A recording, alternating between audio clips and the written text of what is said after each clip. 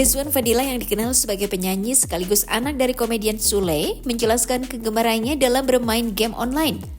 Hal tersebut juga menjadi alasan dirinya kerap dimarahi oleh sang ayah. Pasalnya permainan game online yang dilakukan Rizwan sering menggelontorkan uang dengan jumlah yang tak sedikit. Bukan hanya itu, kegiatannya tersebut juga sampai mengorbankan hal lain termasuk urusan pendidikannya. Adik kandung Rizky Febian itu pun berusaha untuk berubah setelah melihat nilainya sangat turun. Tiba aja itu mah kayak random, aduh pilih skin ini gue gak kerasa aja. Cuman kalau sekarang alhamdulillah udah bisa kontrol. Jadi biasanya beli itu buat di apa sih Jan? Beli skin atau beli apa Ya gitu? kebanyakan kalau aku beli skin di game FPS biasa aku beli skin senjata atau skin karakternya. Punya budget khusus gak sih Jan buat game sendiri? Dan tentu itu mah aku mah tiba-tiba aja kalau misalnya ada skin yang bagus beli, enggak. Termahal bisa sampai habis berapa? Termahal, aduh gak tau lagi. Biasanya sih aku top up di paling banyak di Valorant. Ya? Di Valorant itu. Di Valorant 700 ribuan. 700 ribuan. Kalau uangnya sendiri dapat dari kamu, dari Orang tua, minta sama orang tua. Nah, makanya itu salah satu yang bikin aku kayak wah kayaknya harus berhenti nih top up ya karena dulu masih pakai duit ayah. Terus kayak pas kesini pakai duit sendiri kayak mikir ya udahlah masih banyak skin yang lain ya berhenti di situ nggak top up. Sehari ngabisin duit berapa? Ngabisin berapa? Sehari saya main game enggak, kalau sekarang udah enggak sih. Ya waktu top up dulu Dulu sebelumnya. 700 ribuan Kan 1000 sehari. Jan biasanya nggak mabar sama teman gitu, sering nggak? sering banget. Nah itu tuh makanya aku suka main game tuh karena ya itu bisa interaksi sama teman baru sama teman-teman. Sekarang buat serius itu bikin tim gitu, tim buat main game sama kaya gitu. Tim e-sport enggak sih kayaknya karena emang main game nggak kedengeran ya. Ya. Tapi ada keinginan buat jadi atlet e-sport juga nggak sih? Karena suka main game ini nih. Saya udah minder duluan sih kalau ada ajakan juga kayaknya enggak. Minder kenapa? Karena emang nggak jago. Maksudnya emang main game ya karena seru-seruan aja sama teman-teman.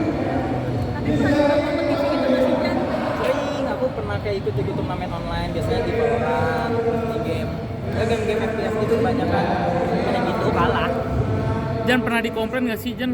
Kalau dulu tiap hari main game segala macam pernah dikomplain nggak sama ayah? Sama ayah dulu tuh apalagi waktu pandemi itu kayak hampir setiap hari main game. Terus sampai pagi sampai sekolah tuh kayak cuma ditinggal aja gitu.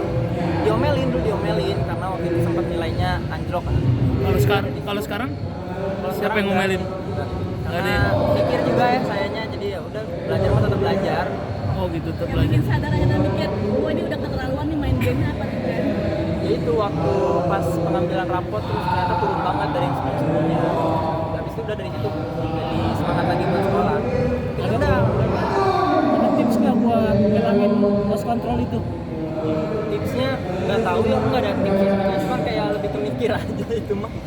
Senang banget karena ada platform atau wadah untuk para pecinta games yang pastinya akhirnya di mana mereka bisa main games, banyak games gitu ya, terus bisa banyak ketemu teman atau mungkin ketemu sama orang baru, terus juga bisa interaksi sama orang-orang yang mungkin baru kenal di dalam situ, terus juga banyak banget sih apalagi di sini katanya kan mau banyak kompetisi. Nah itu tuh buat kalian orang-orang yang jiwa kompetitifnya besar cocok banget sih. Pas banget karena banyak banget pasti yang mau kompetisinya sih itu karena banyak banget yang online kan tadi bilang juga ada yang turnamen offline. Pengen jadi ikut juga jadi player aja, bikin tim gitu, Bikin e-sport. tim ya? Wah lihat nanti deh kalau jago boleh kalau nah, saya nonton aja. Jadi sejauh ini pertimbangan Jan di Perkara bagus sekedar nonton aja gitu ya Jan ya? Nonton aja dulu. Melihat gitu ya Jan ya? Iya, sebetulnya nanti bisa main game sama teman-teman. Berarti Jan karena kalau beli diamond apa langsung di player aja Jan, nggak dapat aja. Nah iya apalagi sekarang ada e-commerce-nya kan, jadi bisa top up mungkin di player kayak gitu. Cuman Zan, mungkin sekarang kalau lagi main game lebih sama siapa aja sih kalau main game nih kalau sekarang? main game biasanya sama teman-teman, baik itu teman-teman yang main gamesnya tuh karena bisa ketemu orang baru terus kayak tiba-tiba jadi teman dekat kayak gitu. Tapi biasanya lebih enakan main sama teman atau mungkin sama orang baru kenal di game gitu sih atau seperti apa? Iya lah pasti sama Lebih yang enak lebih nggak dekat. maksudnya yang lebih dekat sama teman atau mungkin yang baru kenalan gitu di situ? Sama aja sih sebetulnya kalau misalnya seru mainnya gak bakal ada kayak gitu, maksudnya tetap main aja. Masuk suka main sama Lea gitu nggak sih Jan main game Lea? sama Lea? Jarang dia masuk main game. Suka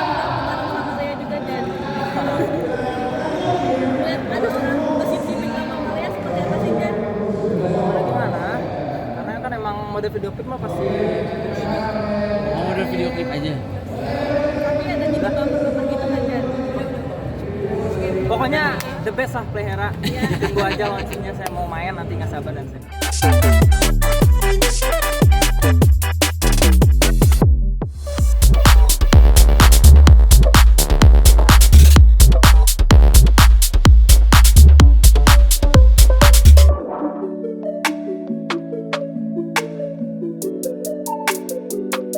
Presenter Vicky Prasetyo seolah tak kapok dalam pencarian cinta sejatinya.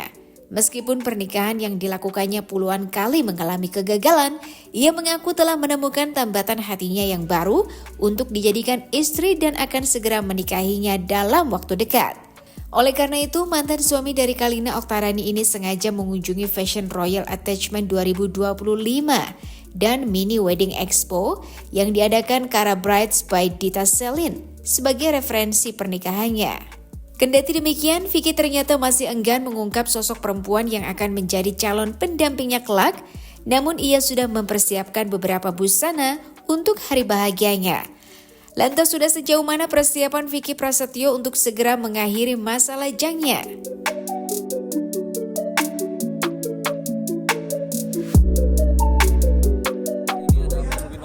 Hari ini tuh acara persembahan keren dari Cara Bridals, pastinya by sahabat aku nih Dita Selin, karena memang aku pengen ngeliat gaun-gaun persembahan yang sudah ditata khusus, yang sudah dibuat khusus, yang pasti dari awal aku liatin fokus banget, keren-keren banget gaun-gaunnya, jadi bisa buat referensi saya, bisa referensi buat semuanya juga para pemirsa untuk bisa nentuin kira-kira gaun apa yang akan bisa dipakai untuk nanti di hari spesial pernikahannya gitu.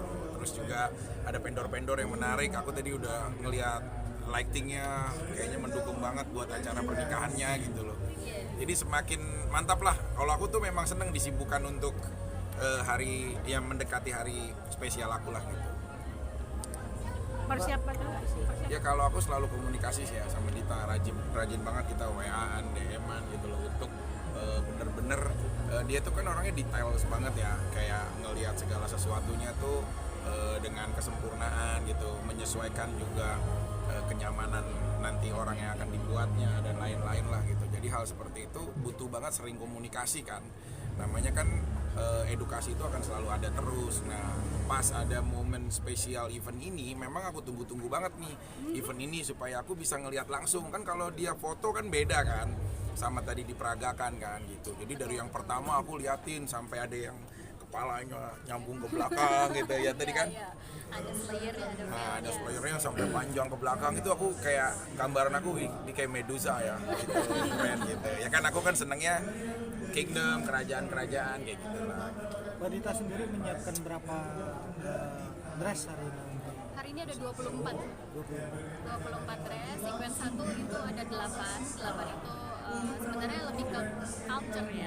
Jadi ada culture Chinese, Indonesia, itu semua digabungin semua jadi satu, karena kan ini untuk diperuntukkan biasanya klien-klien tuh pakai buat sangcit atau acara-acara lainnya bisa. Dan itu attention to detail juga sih yang kayak Kak Vicky bilang, itu selalu kayak begitu. Memang di matanya Kak Vicky seperti itu, aku baru tahu. Aku pikir kayak oke, karena Kak Vicky tuh selalu kan kayak nyerahin gitu, kayak udah pokoknya terserah, pokoknya lo atur, pokoknya gini gitu kan. Nah ternyata turns out mungkin karena itu juga, jadi aku dipercaya banget. Ya seperti sih pengennya kayak kingdom gitu kan. Cuma aku tuh bayangan aku gaunnya, aku tuh seneng kayak putri Yunani gitu, yang dia ada ikat-ikat kepalanya gitu. Aku udah selalu nyampein ya kayak kalau kamu menonton Troya, nah itu ratu-ratu Troya gitu. Iya, gladiator nggak mungkin pakai gladiator kan. Iya kan, itu kan mau nikah. Itu bukan pameran kemerdekaan. Iya, tapi ada itu. Di aku kan udah lah ya. Waktu sebelumnya kan aku pernah Beauty and the Beast, mungkin ya kalau yang ingat pernikahan aku yang lompat helikopter, cincin jatuh ke laut, lah itulah dengan sejuta drama-dramanya lah ya. Tapi alhamdulillah udah ketemu Bu, udah.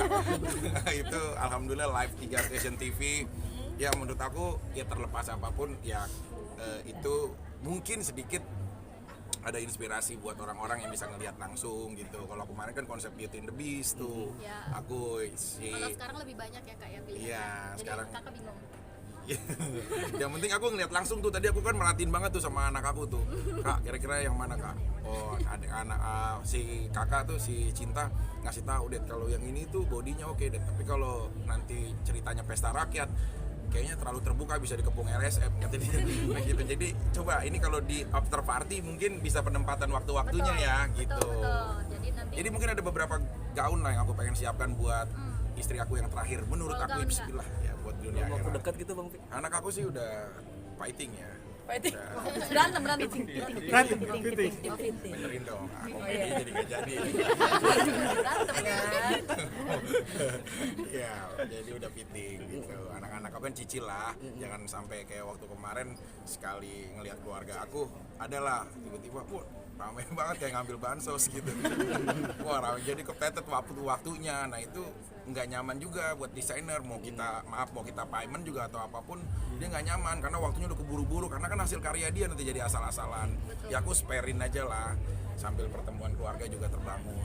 Anak-anak kan udah fitting, calon udah fitting juga. Insya Allah sih, mudah-mudahan September aku bawa langsung.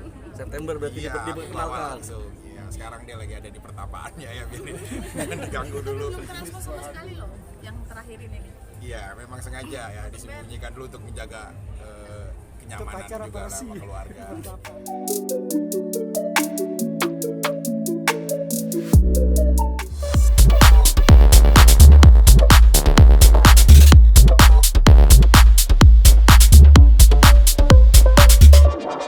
Bisa nggak sih orang lagi berak masih digangguin BTS segala?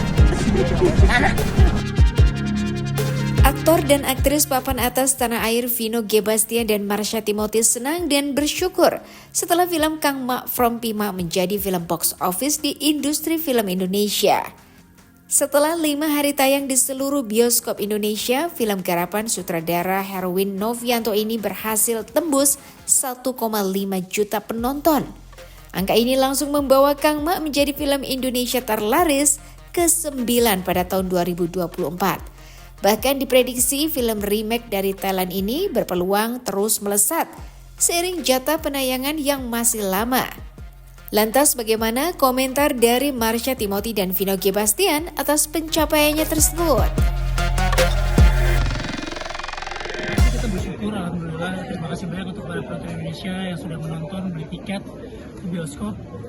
Mudah-mudahan ini bisa jadi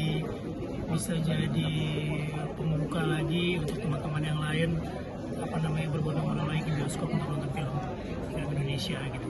Buat saya senang sih, happy banget gitu, karena apa yang kita kerjakan mendapatkan apresiasi di luar ekspektasi sih, karena kalau untuk angka saya nggak pernah punya patokan ini angkanya akan berapa gitu. Cuman kalau misalnya memang melihat responnya waktu kita sneak preview, waktu kita premiere, waktu kita ada beberapa memilih penonton secara random untuk mengetahui reaksi mereka, memang reaksinya luar biasa gitu.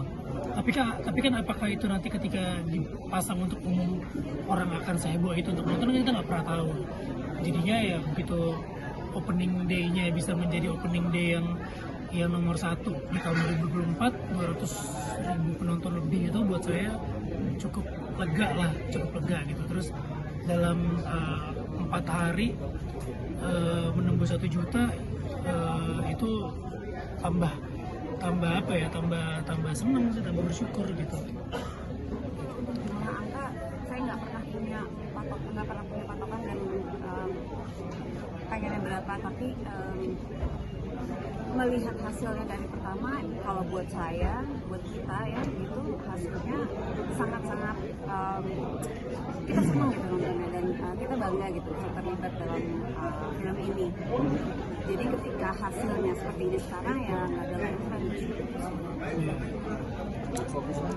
Ya pastinya senang banget gitu ketika film kita diapresiasi, karena kan sebetulnya sebuah karya itu harus bisa dinikmatin gitu. Karya seni yang nggak menemukan penikmatnya juga nggak akan menjadi apa-apa gitu. Tapi kan memang kalau untuk sebuah film remake itu kan bisa jadi kayak buah semalakama ya. Ketika kita promosikan awal tuh yang anti dengan film remake itu luar biasa gitu. Remake lagi bosen gitu kan. Tapi kalau misalnya kita melihat secara data gitu, mungkin yang nonton film Pimak ini banyak jumlahnya di Indonesia, tapi yang belum nonton mungkin lebih banyak lagi gitu. Sama kayak waktu kita merilis American Number 7, saya mungkin jadi salah satu orang yang apain sih di remake lagi, film itu udah bagus banget, nggak perlu lah di remake lagi gitu. Kalaupun mau di remake, pilihannya harus cuma satu, harus bikin lebih bagus gitu. Akhirnya kita buat ya, deg-degan sekali gitu penonton, respon orang belum nonton itu kan kayak underestimate gitu, pesimis gitu. Tapi begitu kita nonton, ternyata kita menemukan market baru gitu di Indonesia yang bisa dibilang ini jadi satu celah lagi buat industri film kita untuk mengumpulkan pundi-pundi uang gitu. Kayak misalnya kayak kemarin kita nonton di premiere, hampir semuanya udah pernah nonton Pimak. Begitu kita ke Bekasi gitu, ada rombongan ibu-ibu, dia booking sampai 4 studio dan mereka semuanya saya tanya nggak ada yang pernah nonton film Pimak gitu. Jadi mereka seperti menonton film ini kayak film baru gitu. Dan berarti tren ini memang berjalan gitu, pola ini berjalan, dan ketika yang nonton pun sudah pernah nonton film originalnya merasa oh ini ternyata kalau di film Indonesia diadaptasi bisa menjadi sesuatu yang baru, terutama buat orang yang malas baca subtitle, nggak usah baca subtitle Thailandnya. Jadi buat saya apapun alasan orang untuk menonton film ini, kita bersyukur banget.